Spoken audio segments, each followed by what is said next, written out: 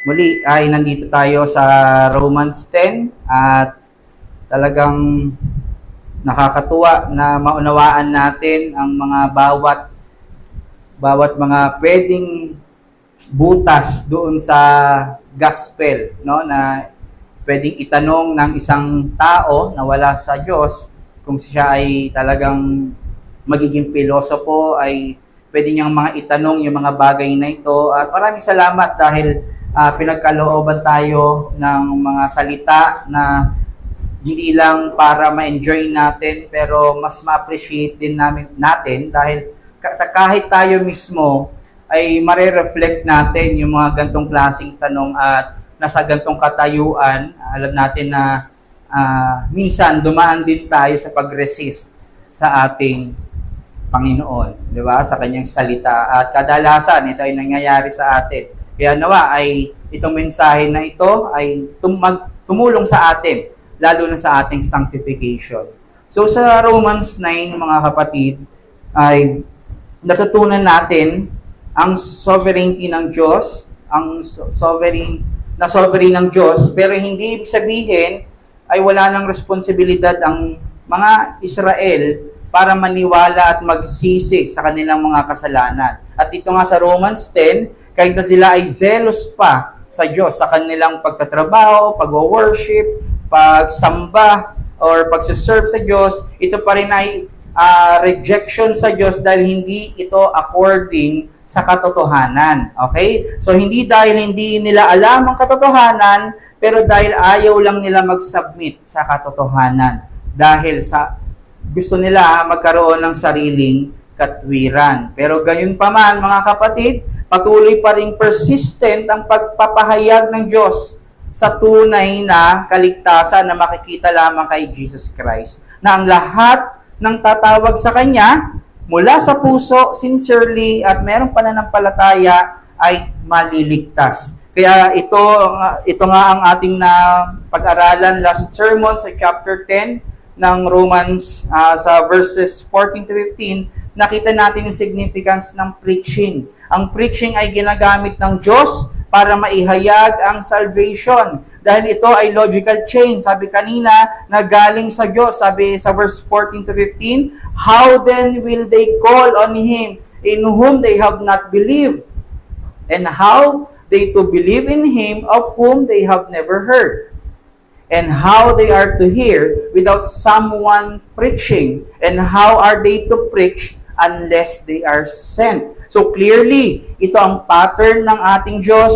When God decreed the plan of redemption, decreed na rin ang preaching as the primary means for salvation. So sa Genesis pa lang nakita natin, kadalasan pag naririnig natin ang Genesis, ang naiisip agad natin ay yung creation ng Diyos. Tama? Pero dapat makita rin natin doon na nandoon yung kauna-unahang preaching, at ito ay ang preaching ng Diyos ng good news sa Genesis 3:15. Isang pangakong may magka-crush sa ulo ni Satan through the death of Jesus Christ at magka-crush sa dominion of darkness. And to know na ang Diyos ay pleased when He preached the gospel of redemption in the garden, at ito ay hindi isang reward, kundi isa lamang regalo. Sabi nga sa ating Sabbath School. This is to say na mula noon hanggang ngayon at sa parating pang panahon, inaghahayag ang Diyos ng kaligtasan sa pamamagitan ng kanyang ebanghelyo or ng good news or ng gospel,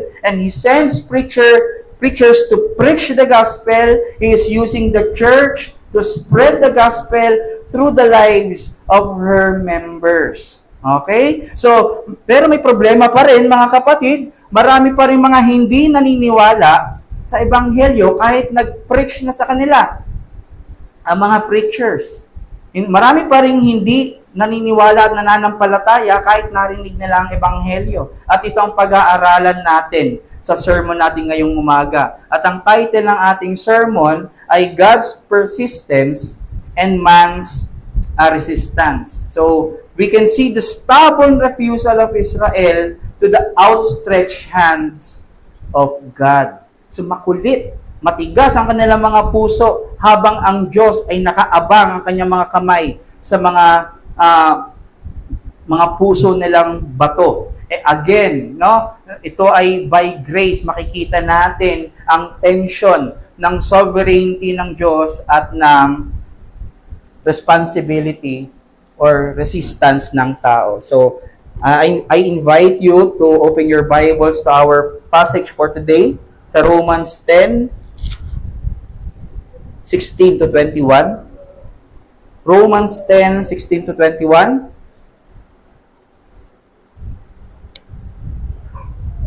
Okay? So, but they have not all obeyed the gospel. For Isaiah says, Lord, who has believed what he has heard from us? So faith comes from hearing, and hearing through the word of Christ. But I ask, have they not heard? Indeed, they have heard, for their voice has gone out to all earth, and their words to the end of the world. But I ask, did Israel not understand? First Moses says, I will make you jealous of those who are not a nation. With the foolish nation, I will make you angry.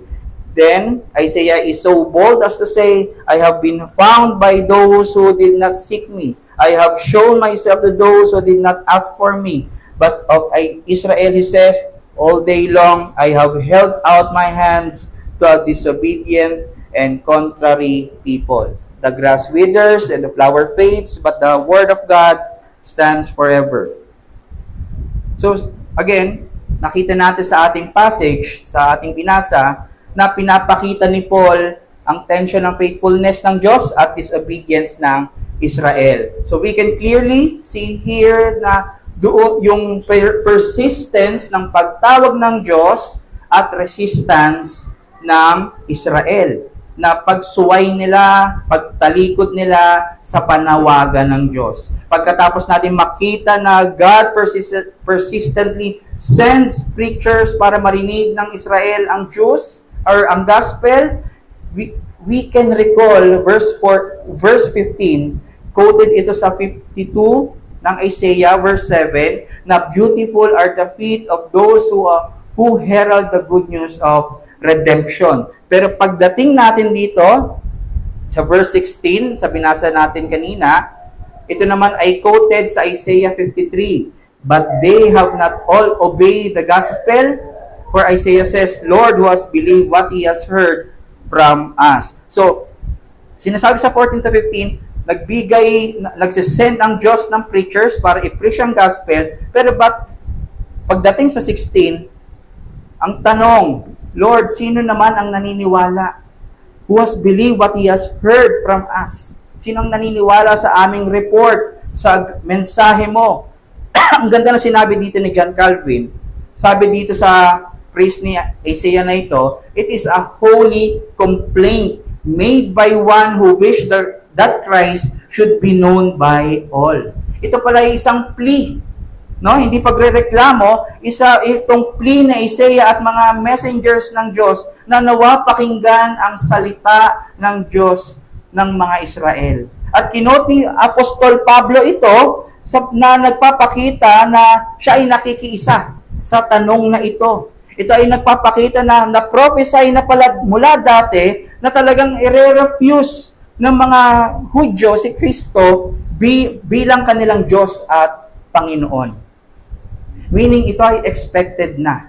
Ito na ay nakaplano, ito na ay determined na. Sabi sa Isaiah 53:2-3, there is no beauty about him, no one will be attracted to him, kay Jesus Christ. He was despised and rejected by men, a man of sorrows and acquainted by grief.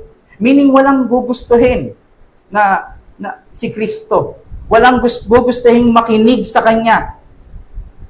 Walang gugustuhin maniwala sa Kanya.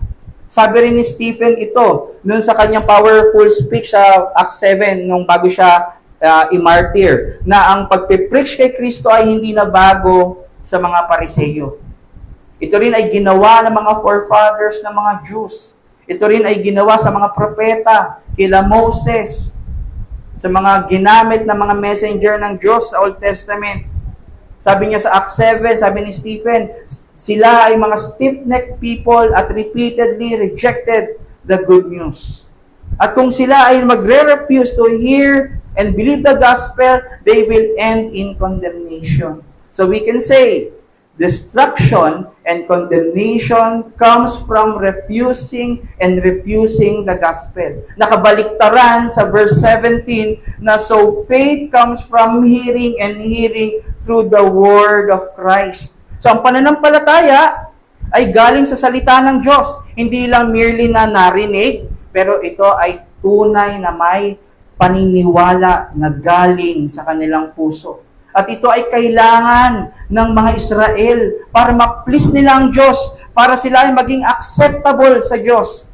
Na through faith in Christ alone, they will be saved. Hindi sa sarili nilang zeal, hindi sa sarili nilang gawa. Maliwanag na sa verse 17, this denies the belief of Jews na sila ay maliligtas through their race and zeal. And we know, this belief the gospel does not nullify the power of the gospel. Kung sila ay hindi maniniwala, hindi mababaliwala ang pagliligtas at pagkukondem ng Ebanghelyo. So ito ang pinakamalaking problema ng Hudyo. They refuse to believe in the gospel. Kailangan nilang marinig ang gospel at paniwalaan ito mula sa kanilang puso. This means kasama dito ang pagbaba ng kanilang mga pride at pagdepende kay Kristo. So meaning, hindi talaga nag-fail ang Diyos to preach them.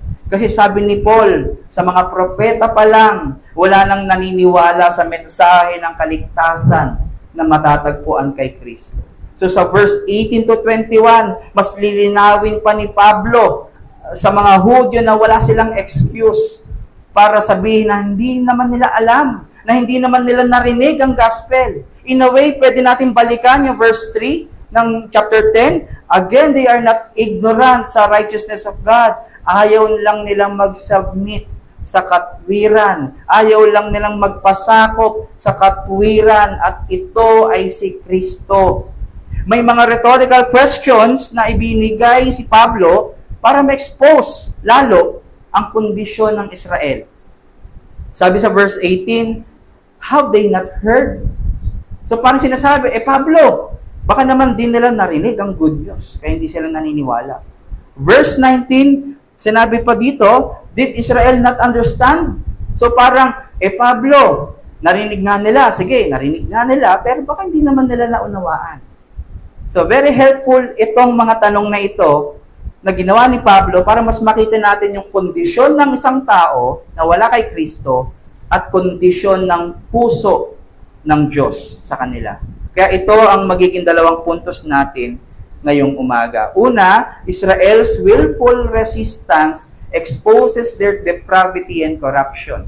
Number two, God's willful persistence displays the glorious depth of His grace. Okay? So number one, Israel's willful resistance exposes their depravity and corruption. So Apostle Paul will prove in verse 18 that it's impossible for Israel to be unaware, to remain unaware of the good news. Meaning, it is impossible for them na hindi nila narinig pa ang gospel. Sabi sa verse 18, but I ask, have they not heard? Indeed, they have, for their voice has gone out to all earth and their words to the ends of the world. So, ito ay quoted ni Paul muli sa Old Testament. At ito ay galing sa Psalms 19, verse 4. And we know, ang Psalms 19 ay ang revelation ng Diyos. Nahati ito sa dalawa, verses 1 to 6. Ito ay natural revelation na nagpapakita na may Diyos at may divine creator. At ang 7 to 14, ito naman ay ang special revelation na nagpapakita na may Savior, na tayo ay makasalanan at kailangan natin ng redemption. So, itong verse 4, syempre, nasa 1 to 6, nagpo-fall ito sa natural revelation. Pero alam natin, ang natural revelation, ano bang natural revelation ulit? Yung nature. Nature, kumbaga, hindi nakasulat sa salita ng Panginoon, hindi na ihayag sa mga propeta kung ano yung nakikita natin sa heavens, no, sa earth. Ito ay pagpapakita na may Diyos, may gumawa, may creator nitong mga bagay na ito. So alam natin, hindi naghahayag ng gospel itong mga bagay na ito, itong natural revelation. Insufficient ito sa kanilang kaligtasan. Pero ang tanong, bakit kaya kinote ni Paul ito at inilagay niya dito sa verse 18 para sagutin, baka hindi naman nila narinig. Di ba? Parang ang layo. Di ba? Hindi naman nagsasalita ang natural revelation sa gospel, tapos ang tanong para sagutin niya ay hindi naman yata narinig ng Israel ang gospel. So very simple ang explanation, mga kapatid. This implies that the extent and reach of the natural revelation, kung lahat ng tao nakikita na may ulap, may nakakita na ng dagat, ng langit, ng bundok, lahat yan ay na-extend sa lahat ng tao, it is so similar sa extent at reach ng revelation of the gospel.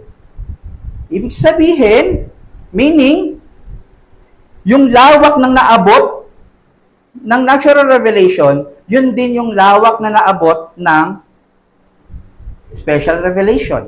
So, kung both Jews and Gentiles na-enjoy ang natural revelation, naabot ng natural revelation, ganon din ang gospel.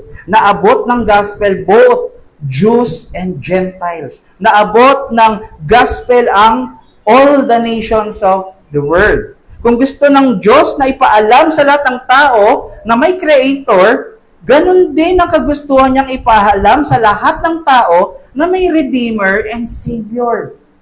Hindi lang sa Jews, pero sa Gentiles. Kung gustong ipahayag ng Diyos ang kanyang glory through the creation to all nations, ganun din ang kagustuhan niyang ihayag ang gospel, ihayag si Kristo to all nations. Okay? So, biblical ba ito? Colossians 1:23. Sabi, the gospel that you heard, which has been proclaimed in all creation under heaven. So, sa silong ng kalangitan, na iproklama ang gospel. Nag-spread ang gospel. Colossians 1:5-6, the gospel is bearing fruit all over the world. Ibig sabihin, naging global na ito.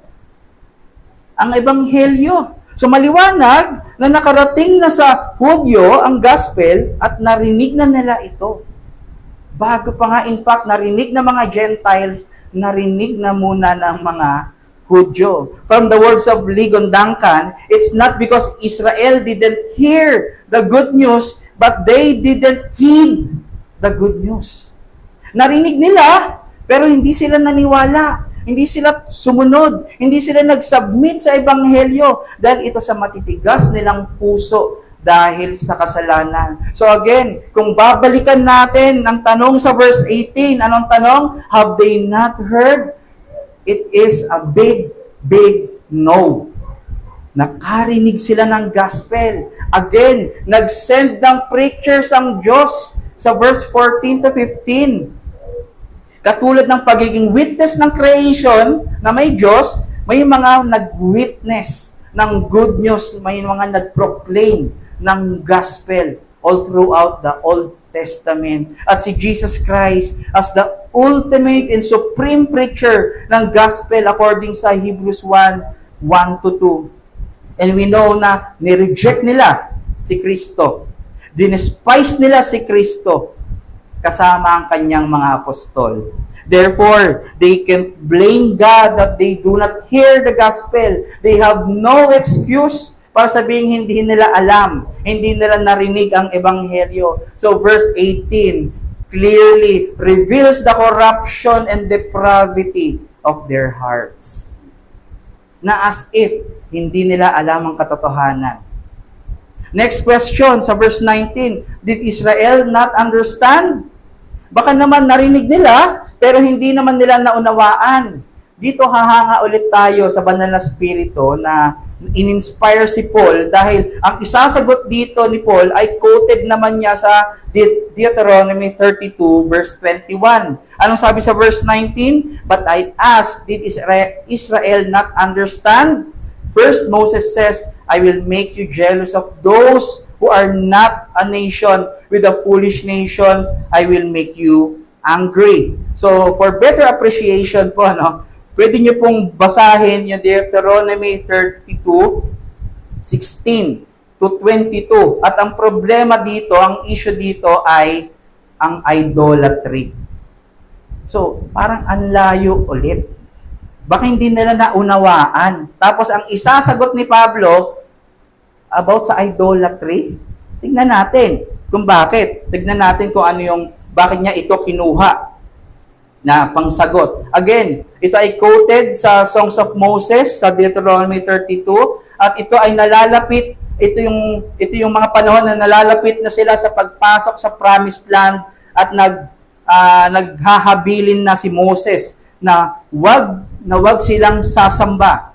Sila dapat ay sumamba lamang sa Diyos. Dapat sila ay sumamba sa true and living God at hindi sa mga Diyos-Diyosang walang buhay at kapangyarihan. So, kung tungkol sa idols ito, mga kapatid, or mga Diyos-Diyosan, bakit kinote pa ni Pablo? Alam naman natin, ang Hudyo ay very religious pagdating sa Diyos. Di ba? Zealous nga sila sa Diyos eh. Bakit kaya? Dahil according sa verse 2, they are zealous but not according to the knowledge. Di ba? Naalala natin? Chapter 10, verse 2. So kapag pala anumang ginagawa ng isang tao para sa Diyos, according to their own way, according to their own thoughts, ito ay maliwanag na idolatry.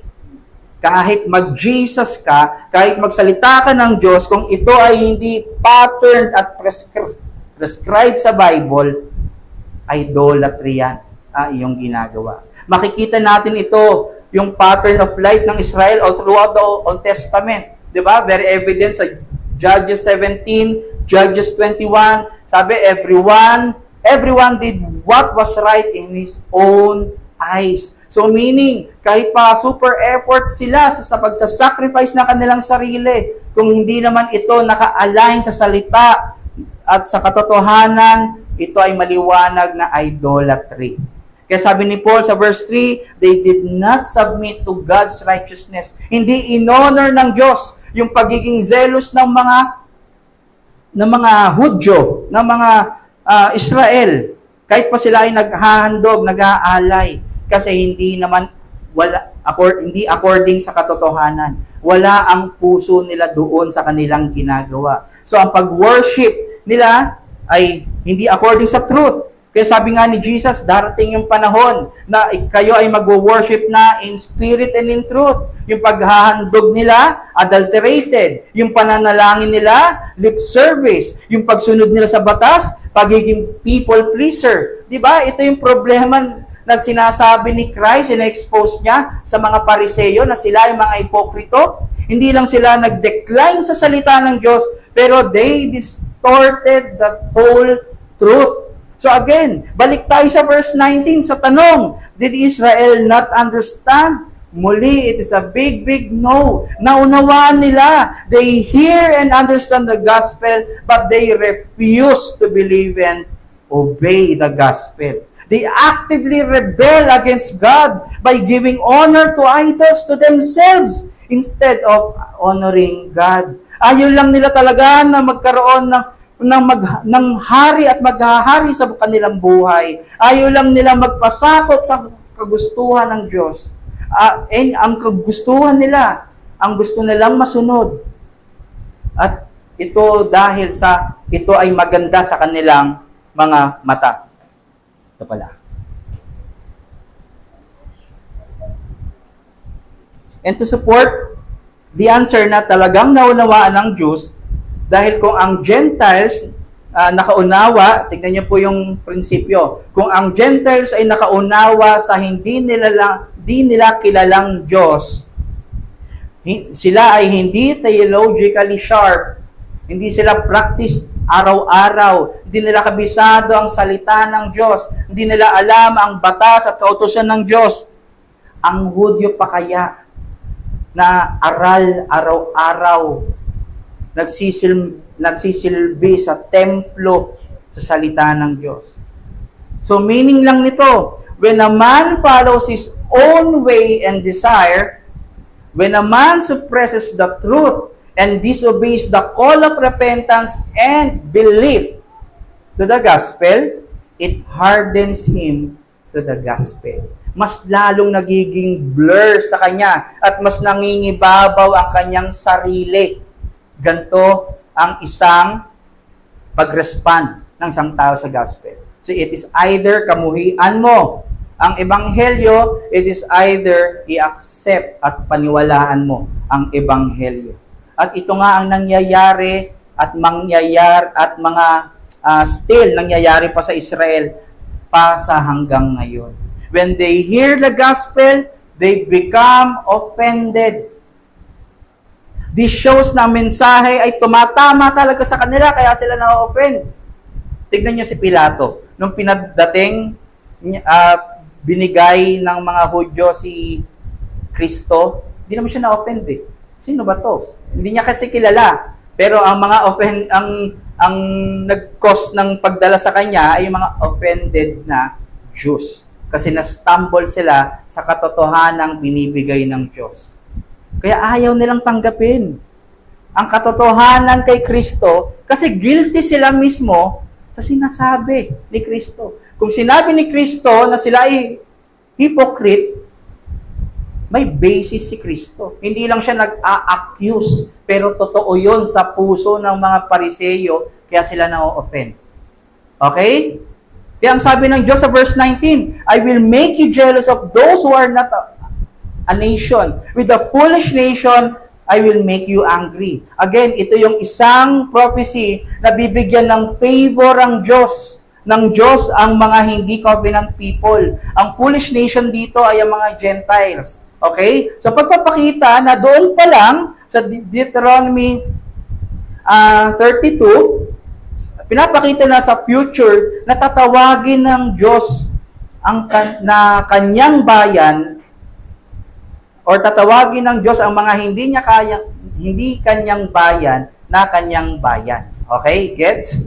So tatawagin ng Diyos na bayan ang mga hindi kanya. Okay? So ito ay may sense ito yung sense ng jealous sa verse 19. At ang jealousy, pakinggan niyo po, it is the right response if you are in a covenant. So, ito ay response sa unfaithfulness. So, sa isang relasyon, may right na magselos ang isa kung unfaithful ang isa. Ganto ang nangyari between God and Israelites. Meron silang covenant. Pero unfaithful ang Israel at na-illustrate pa nga ang prostitute ang mga Israel. At dahil sa unfaithful ang Israel, ganito ang gagawin ng Diyos.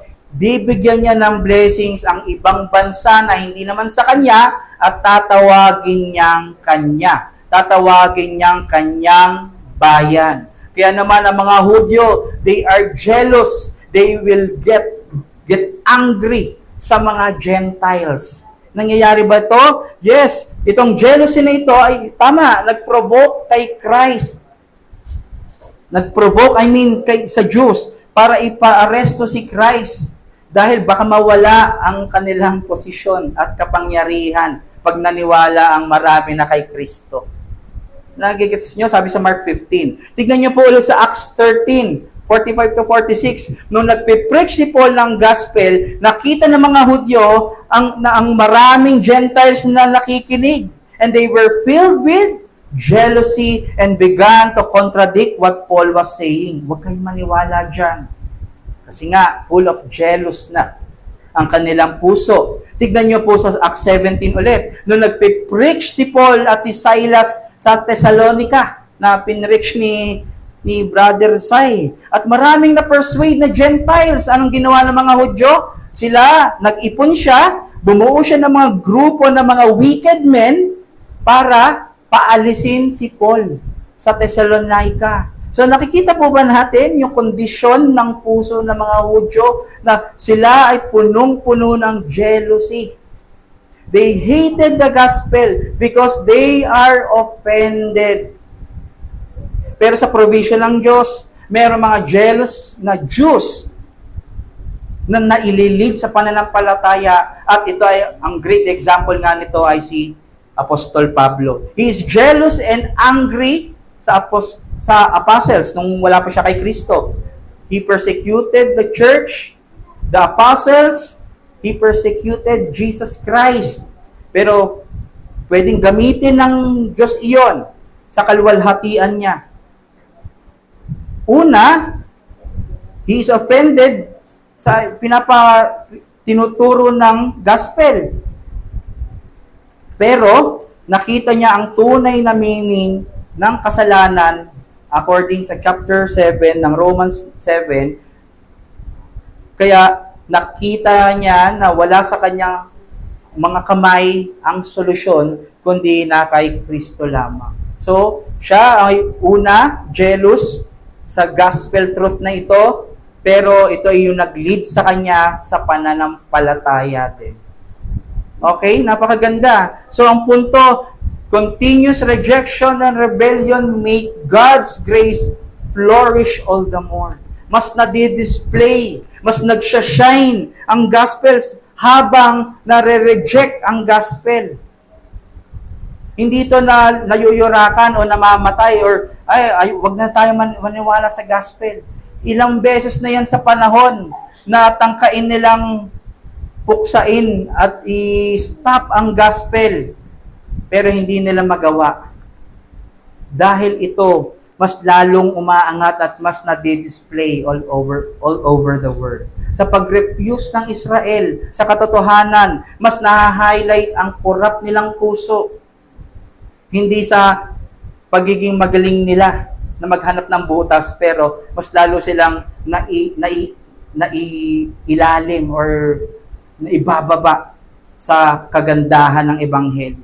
Na mas nakikita ang motives nila na ang gusto nilang i-glorify ay hindi talaga ang Diyos, pero ang kanilang mga sarili. So kung babalikan natin si Pablo sa chapter 9 ng Romans, kinalimutan na ba ng Diyos ang Israel? Unfair ba ang Diyos? Maliwanag na hindi.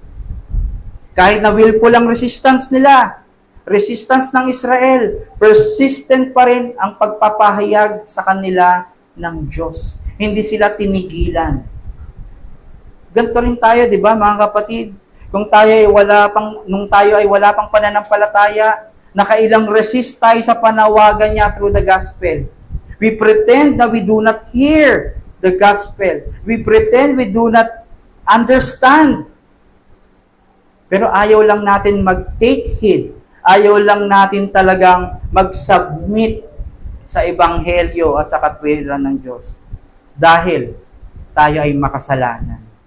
Kasi ayaw natin mag-submit. Ayaw nating may hahawak sa buhay natin. Gusto natin ang sarili lang natin ang masusunod. Offended tayo pag sinasabi ng Bible ang mga kasalanan natin. At kahit ngayon, pag meron tayong mga nababasa sa salita ng Diyos, na-offend ba kayo? Yes, kasi alam ng Diyos na tayo ay makasalanan. Guilty tayo. Minsan ginagawa natin ang mga religious acts para lang sa sariling gain. Nagpe-pray tayo para convenient lang sa atin. We go to the church para ma-feel good lang tayo. Masurt lang ang mga emotional, kung tayo ay emotionally down. Pero wala talagang pag-ibig sa Diyos. Wala talagang relasyon sa Diyos. Pero ganun pa man, patuloy pa rin ang paghahayag sa atin ng Diyos ng Kanyang salita. Na-appreciate ba natin kung bakit tayo andito ngayon? Ito ay dahil sa Ebanghelyo. Binigyan niya tayo ng grace katulad ni Pablo na magkaroon ng pag-asa ng kaligtasan. Binaliktad niya ang katayuan natin na dati tayong mga rebelde at kaaway ng Diyos. Ngayon, tinuturing na tayong mga anak ng Diyos. Mga dating hindi nag-honor sa Diyos, ngayon sumasamba at nagbibigay ng honor sa Diyos. Ngayon, ay mga dati na iniisip ay ang mga sarili na para sundin. Ngayon naman ay iniisip at kagalakan na ang pagsunod sa kautusan ng Diyos. Ano na lang kung walang plano ng kaligtasan para sa mga puso nating korap at masasama. paano na lang kung di niya ipinadala ang kanyang bugtong na anak na si Yesu Kristo na umangkin ng kasalanan, sumpa at kamatayan natin sa krus. Na naglagay sa atin sa new creation na ngayon ay tinatransform sa katwiran ng Diyos. Church, ito ang grasya ng Diyos na di tayo pinabayaan sa ating kasalanan. Di tayo hinayaan na tumigas ang ating puso para gawin ang mga kagustuhan lang natin. Kasi kung ang kagustuhan natin na masusunod, mapapahamak tayo.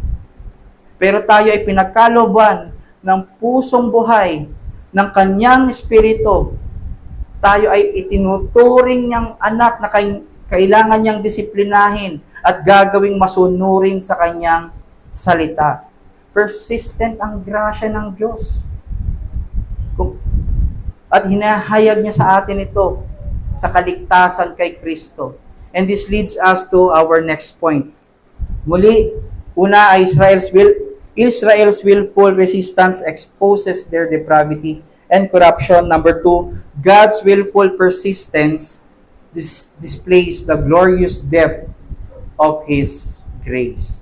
So from quotation, ito sa Songs of Moses sa Deuteronomy 32, sa verse 19, itong verse 20 to 21 na babasahin natin ay galing naman kay Isaiah 65. Okay, verse 1 and 2. Sabi sa verse 20, then Isaiah is so bold as to say, I have been found by those who did not seek me. I have shown myself to those who did not ask me.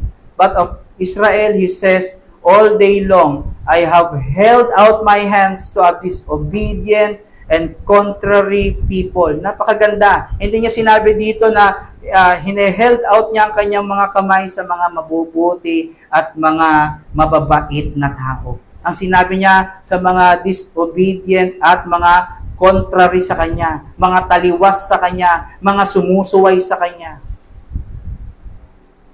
Kung manonotice nating maigi, mas pinapakita ni Pablo ang grace ng Lord sa dalawang paraan sa verses na ito. Una, pagpapakita na regalo lang talaga ang kaligtasan dahil magpapakilala daw ang Diyos sa mga hindi naghahanap sa Kanya. At ito ang mga Gentiles. So, meaning, hindi sagot ang paghahanap natin sa Diyos para siya ay masumpungan. Siya ang maghahanap or ipapakilala niya ang kanyang sarili kahit pa sa mga taong hindi naghahanap sa kanya. Kung isang pruweba na ito na nakadepende talaga ang kaligtasan sa kanyang mga kamay, sa kanyang soberanong kalooban. Kung sino ang gusto niyang iligtas, hindi base ito sa ginagawa ng isang tao, hindi sa zeal, hindi sa kanilang knowledge, pero dahil sa kalooban lang ng Diyos sa kaligtasan.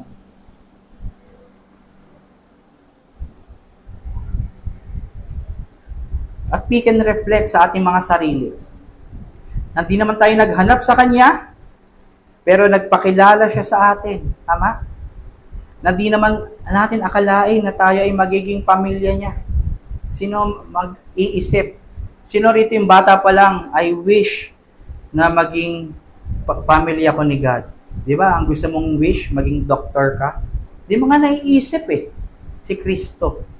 Pero ang kagandahan sa katikisim, itinuturo natin ang mga bata kay Kristo. Nililid natin sila.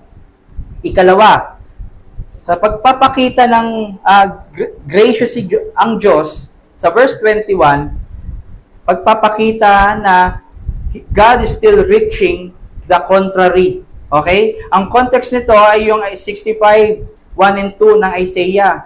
Ito yung pagiging stubborn nila, disobedient ng mga Israel. Kung matatandaan natin, itong 65, sila na ay ilalabas ng Diyos sa Babylon, sa pagkaka-exile nila. At sila na ay papabalikin na sa Jerusalem. Pero tignan niyo po, imbes na bumalik sa Jerusalem itong mga na-exile dito, ayaw na nilang bumalik.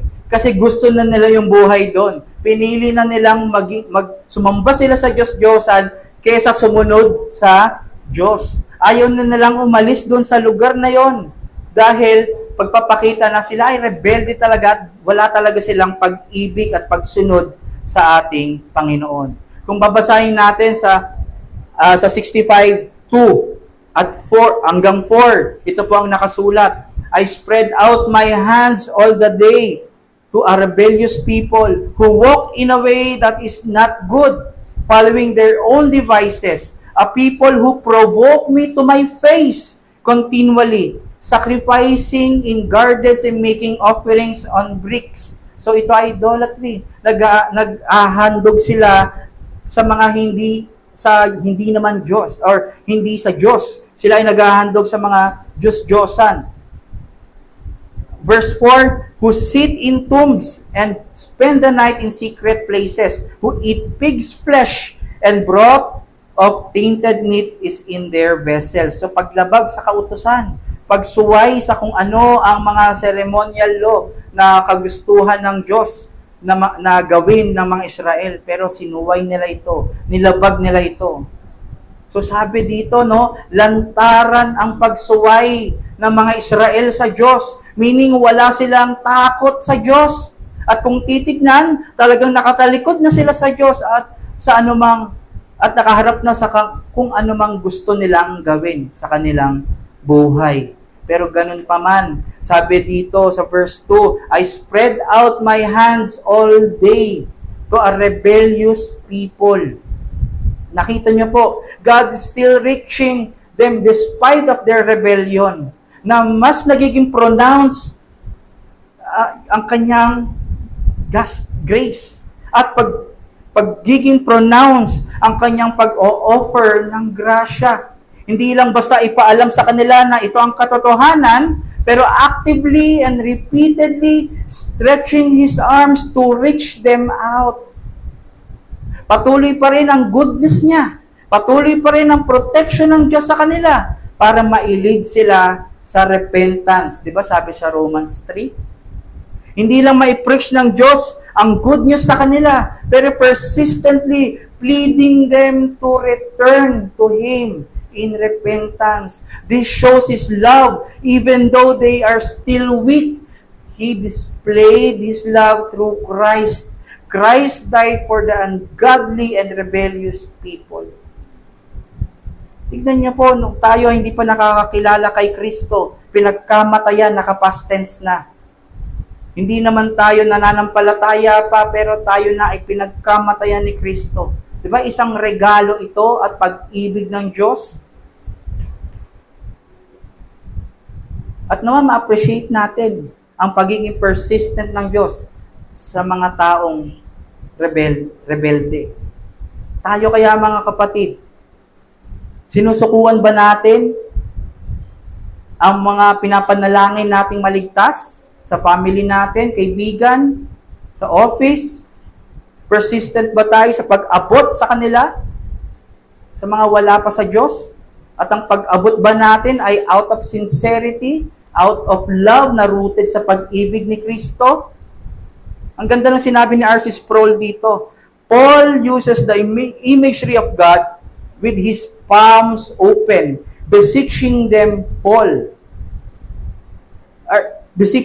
people, exhorting them, inviting them, telling them to come to Him, and He stands there not just for a second, not just for a moment, not just for a 5-minute altar call, but all day long. Napakaganda.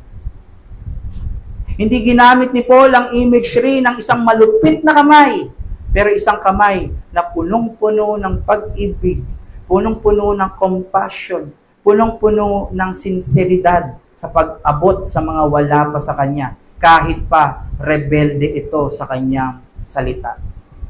Hindi nakikita ng mga Hudyo ito na ginagawa ng Diyos sa kanila, na after nilang i-reject si Christ, still, nakakarinig pa rin sila ng gospel na preaching about Jesus Christ. No? Bakit pa may New Testament? Bakit pa nakita natin dito? Then may pag-asa pa kahit ikaw ay nag-reject sa gospel.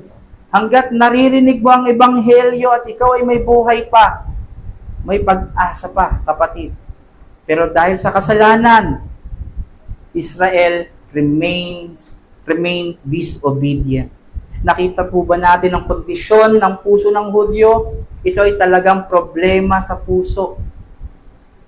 Pero habang nakikita natin na nagmamatigas sila, mas nakikita naman natin kung gaano ka-abundant ang grasya ng Diyos. Kahit na they stubbornly refuse sa panawagan ng Diyos, nananatiling faithful ang Diyos sa kanyang pag-abot sa kanila. Ang punto, God stretches His gracious hands toward the wretched heart of man. Hindi siya namimili. Hindi niya pinipili yung mga puso na mahirap ibigin. Ang pinipili pa nga niya, in fact, yung mga sira, yung mga walang pag-asa, yung mga nakikita nila sa sarili na sila ay sira at mga marurumi sa harapan ng Diyos. Sabi, di ba? He is reaching them all day long. Imagine nga naman kung ganito ang design ng awa ng Diyos.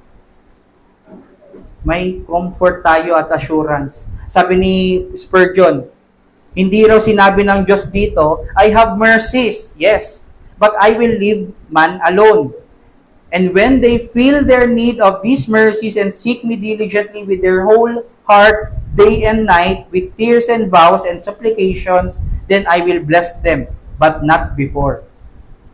Paano na lang kung ganun ang design naman ng Diyos, na nakadepende ang pag-seek natin sa Kanya diligently, day and night, para siya ay tumugon. Baka walang naligtas. Baka walang gugustuhing maligtas. Baka walang magsisik sa Kanya sincerely. So God must begin. So God must initiate. This is precisely the very point of His grace. Ang tao ay depraved, ang tao ay corrupt, and will never respond to the gospel unless God sovereignly transformed that wretchedness in his heart. Unless God will transform his wretched heart. Walang lalapit talaga kay Kristo hanggat hindi naglalagay ng pananampalataya ang Diyos sa puso ng tao. At again, buti na lang may sovereign election. Buti na lang meron siyang pinili. Dahil pag walang pagpili, wala talagang lalapit kay Kristo. Walang maliligtas. God is revealing Himself hindi lang para magligtas. Hindi niya nire-reveal ang kanyang sarili para siya ay makilala lamang ng tao. Pero para ma-appreciate ng tao ang buhay under His grace. Pag may tamang pagkilala sa Diyos, mas magiging sweeter ang buhay. Mas ma-enjoy natin ang buhay kung may tamang pag-ibig tayo sa Kanya. Kung meron tayong tamang takot, banal na takot sa Kanya. Kung meron tayong banal na pagsunod sa Kanya. At kahit ikumpara sa kahit anong bagay itong mga ito, sa kahit anong bagay sa mundo, walang makakapantay sa joy na pwede nating makuha pag nandoon tayo kay Kristo. At ikaw na mananampalataya, God stretches His hands toward you in love that you may be saved. Na-appreciate niyo ba yun na nag-stretch ang Diyos ng kanyang kamay at still hanggang ngayon, nakastretch pa rin yan. He allowed you to hear and understand the gospel. God is teaching us that this passage, because He is reminding us His glory through Jesus Christ. Kaya niya tayo tinuturuan at pinapaaral ang itong ng mga passages na ito para ma-remind tayo na we are just redeemed sinners by grace through the death of Christ. Hindi sa ating gawa. na ito ay hindi lang applicable sa justification, pero ito pa rin ay applicable kahit sa ating sanctification, na we are no excuse na makalimutan natin na we are under His grace, na we live as if hindi natin alam ang katotohanan. Every day, God is preaching through the creation, His natural revelation. Now we have God, we have Creator, na magre-remind sa atin na we belong to that Creator, the agent of Creator, His Son, Jesus Christ. Kaya no excuse na magkazil tayo, hiwalay sa katotohanan. Wala tayong excuse na mawala tayo sa Kanyang salita. Di natin pwedeng sabihin na di natin narinig. Di natin pwedeng sabihin na hindi natin naunawaan. Kasi every Lord's Day, nakikinig tayo sa Kanya. And every day, available ang salita niya through the Bible na nasa sa atin ngayon. Therefore, we are no excuse na hindi mag-submit, magpuri, magpasalamat sa Kanya. And when we sin, when we commit idolatry every day, God is preaching to us and extending His arms through His Word. Kaya nako-convict tayo everyday para mag-mortify, para mag-repent, at lumakad sa katwiran, dahil sa grasya niyang naka-extend sa atin. And when we sin, nire-remind tayo na may mediator tayo, may advocate tayo, na nagpe-pray, intercede para sa mga kasalanan natin. Meron tayong attorney na ipapakita niya sa Ama ang kanyang katwiran na nasa sa atin, ang kanyang ginawa. At dahil dito, magkakaroon tayo ng forgiveness. Sa kanyang grasya, bumabalik tayo sa pagsisisi at pag-behold muli sa glory ni Kristo at sa kanyang ginawa. Di niya tayo tinitigilan. Kahit seemingly siya ay silent, na parang wala siyang activity sa ating buhay. Kung stubborn ang puso natin dahil sa dwelling sin, mas stubborn ang grace niya sa atin. Meaning kahit persistent tayo sa pagkakasala, His grace abounds. His grace is sufficient. Kung yung mga stubborn and contrary nga, all day, nire-reach out niya ng kanyang grasya, how much more tayo mga nasa kamay niya, na hawak-hawak niya ng may pag-ibig at punong-puno ng pag-iingat. We may feel na napakalayo natin sa Diyos, seems malayo at tahimik siya, pero ang totoo, ine-expose lang niya ang ating mga puso. Ang kanyang mga kamay ay naka-restrain sa atin para ma-reflect natin ang grace niya, di na tayo makagawa pa ng kahit ano pang malalaking kasalanan. Parang sa Bruce Street, very gentle ang paghawak niya sa ating mga buhay para hindi tayo magkalasog-lasog. And at the same time, powerful ang grip niya sa atin para hindi tayo mawalay sa kanyang kamay. Ganyan ang pag-ibig at grasya niya sa atin. God said His will and word is near us. Di tayo malilito at hahayaang makalimot sa Kanya. Tayo pa rin ay babalik at babalik at babalik sa Kanya through faith. Kapag tayo ay tatawag, maririnig na tayo niya dahil He is near through His Son. Tayo ay malapit, siya ay malapit lang sa atin. At kung tayo ay down sa ating struggles, tayo ay down sa sufferings, mga believers, lahat ng paraan ay binibigay ng Diyos para makabalik tayo sa Kanya. Ginagamit niya araw-araw ang nature para i-remind tayo na may pag-asa. Hindi lang ipakilala na may Diyos, pero may pag-asa sa ganun. Bumabalik tayo sa solusyon ng ating problema at ito si Kristo. Hindi para pumunta sa mga ibang idea o logic na hindi according sa Kanyang salita. Sa mga filosofiya ng mundo. Everyday yan. Nagre-reach out siya. Wag yan ang pakinggan mo. Wag yan ang gawin mo. Ikaw ay bumalik sa paniniwala at pagsisisi sa akin.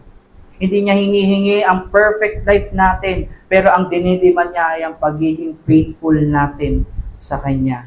Every day, God is using ang natural revelation to remind us na may special revelation na tayo ay pumunta muli, magbabad ulit sa kanyang salita na we are not citizens of this world. Sabi sa 1 Peter 2:11, we are foreigners and exile of this world, so we do not sin with this world. Tayo ay sojourners. Di ba, ang dayuhan, hindi sila nag-iisip na at naghahangad na magpayaman sa hindi naman nila bansa. Hindi sila nag-establish kung hindi naman nila lupa yon. So sa atin, ang ating hangad, ang ating mindset, ang ating trajection ay laging sa mga bagay sa Panginoon. All day long, He is reminding us na we are His children, we are of His kingdom, and we are of His Son, Jesus Christ. Nawa, ma-appreciate natin ito, mga kapatid. Ganito po tayo iniingatan, pinipreserve ng Diyos sa Kanyang grasya hanggang siya ay dumating at sunduin ang Kanyang anak. Anong challenge? Take courage to spread the gospel, for we know it will be heard and understood by His grace. Hindi natin to may isip na ay hindi nila ito maunawaan. Hindi, kapatid, mauunawaan nila yan. Katulad ng sinasabi kanina sa ating mensahe, kahit sino pang tao yan, mauunawaan nila yan. Pero yun nga lang, kailangan mo ng grace ng Diyos. Kung sila ay enable ng Diyos para maniwala o i-restrain or susuppress nila ang katotohanan. Kung nasaan man tayo, ikaw ay gagamitin ng Diyos to preach the gospel kahit pa sa mga rebels, kahit pa sa mga seemingly contrary. Seemingly, ay ayoko nito, parang hindi siya maniniwala, para siyang atheist, nakakatakot mag-preach sa kanya ng gospel, mag-share. Pero hindi, may pag-asa.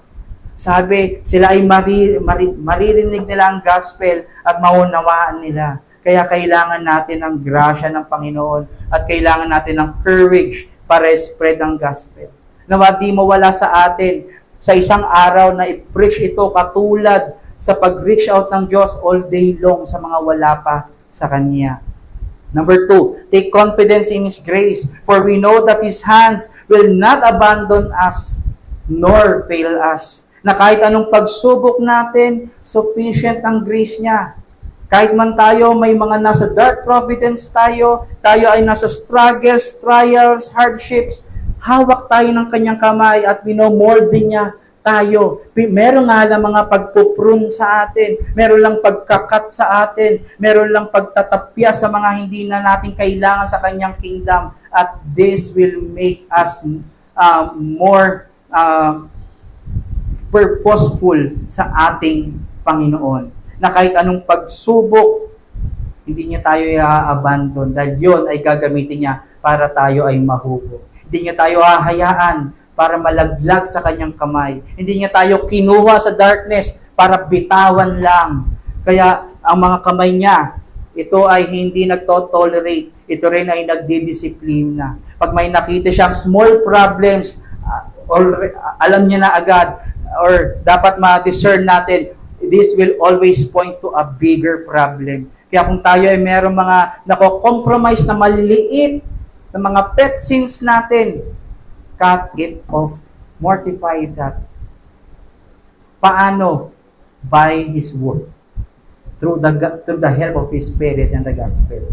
Kaya maliit pa lang, inaalis niya na ito. Tayo ba? Maliit pa lang o hinihintay pa nating lumaki bago natin tanggalin ito? Hindi. Nawa ay maunawaan natin na He is reaching us. Kung ikaw ay wala pa sa pananampalataya, tandaan niyo po, God is all day long extending His gracious hands to you. Hindi kanya tinatalikuran. Kailangan mo lang ng pananampalataya at paniniwala, pagsisisi sa iyong kasalanan, pagtitiwala sa ginawa ni Kristo sa krus ng Kalbaryo na siya ay namatay para sa iyong mga sumpa na dulot ng paglabag mo sa kanyang kautusan. Na siya ay namatay para sa kasalanan mo, inako niya ang lahat ng dumi mo, nilipat niya sa kanyang sarili para ito ay pagkamatayan at ang kanyang na-earn na righteousness ay nailipat sa iyo na as if ikaw ay walang ginawang kasalanan sa mata ng Diyos. You are clear and white as snow. Nawa, panampalatayaan mo ito. Bitawan mo kung ano man ang hinahawakan mong pag-asa dyan na hindi according sa salita niya. Dahil yung hawak-hawak mo na yan ay magdadala sa'yo sa destruction, magdadala sa'yo sa condemnation, sa pinsala na pwedeng makuha mo pagkatapos ng iyong buhay dito sa mundo. Nawa, i-appreciate mo ito na ang gracious hands ay ngayon ay offer sa iyo at hindi lang ito every Sunday. Nawa, sabi all day long, 24/7, siya ay naghihintay sa iyo. Ma-appreciate mo yung kanyang goodness. Kung ikaw ay buhay pa, ikaw ay pinoprotektahan niya, hindi dahil mabait ka, kaya niya ginagawa yon, pero para makita mo na siya ay mabuti at ikaw ay malid sa pananampalataya at pagsisisi. Tayo ay manalangin. Maraming salamat, Panginoon, sa umagang ito at nawa ay makita